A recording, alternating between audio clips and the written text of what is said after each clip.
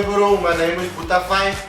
I am a confectionist by trade. I make cakes, any particular cake, chocolate cake, I mean just any cake. I made a cake for the president's birthday once.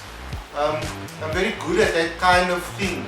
But then I thought to myself, I'm gonna make art because art, you get a lot of money from that. And I see people that drive these expensive cars and what have you, and you don't get it of cakes. And now I make like stuff with wood, man. And you know, life is all about making transitions, like how you're gonna change yourself, you know.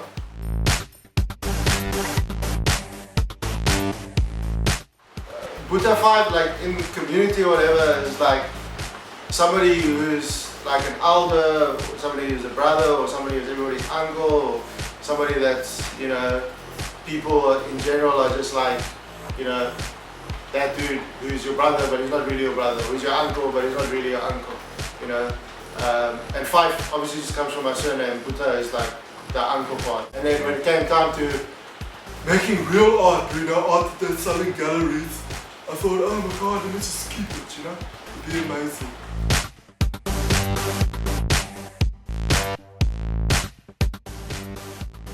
I read this interview with this dude, Dr. Zulu, who's not a doctor and he's also not Zulu.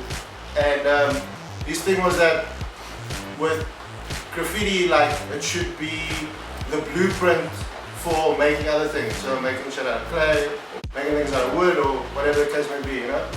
And I like that. So the wood is, and the illustration, which people sort of know me for, is like a transition from that sort of becoming three-dimensional, you know. What's interesting about the wood is the wood has depth, and I like the fact that there's sort of, you can photograph things from different angles, as opposed to when you're doing fine art, you've got one angle and that's it, and if people don't dig it, they don't dig it. So maybe if they turn my piece upside down, they don't think it's as ridiculous as if it was straight up, or whatever the case may be, you know?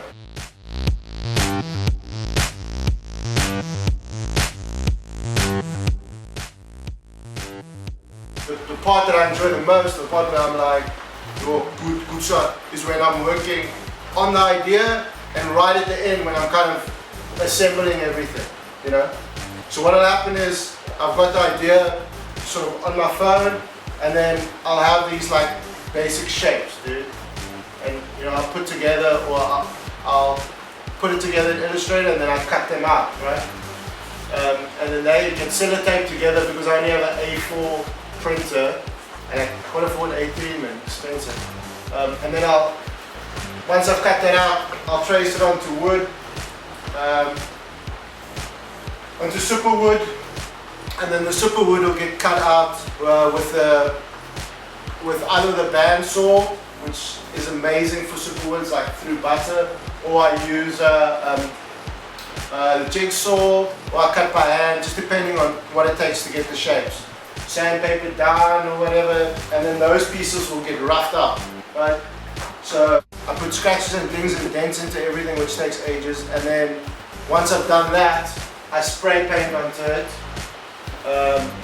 and give it color, you know, and then that's that process. After that's done, all of that then needs to be sandpapered down again, so it looks old and stressed, like the wood's been standing for ages. Then that gets glued or screwed or hammered together, so we end up with something that sort of looks like this, you know. But the whole process, like, I've got the steps, and the steps are, they work, but it takes ages. Like, a piece will take me a good month and a half to do one piece. So now I'll do like 3 pieces maybe at once.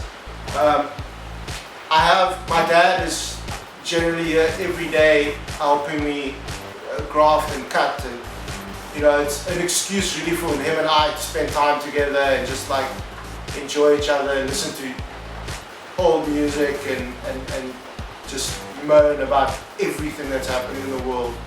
And then my son is super creative, he makes his own outfits, and he's just mental about anything artistic. So when all 3 of us are in here, it's kind of a surreal feeling for me because it's like 3 generations of my family and we all get to work together and spend that time together, which I think is something great for my dad to look back on and just like, you know, be happy that he spends time with his son and his grandson.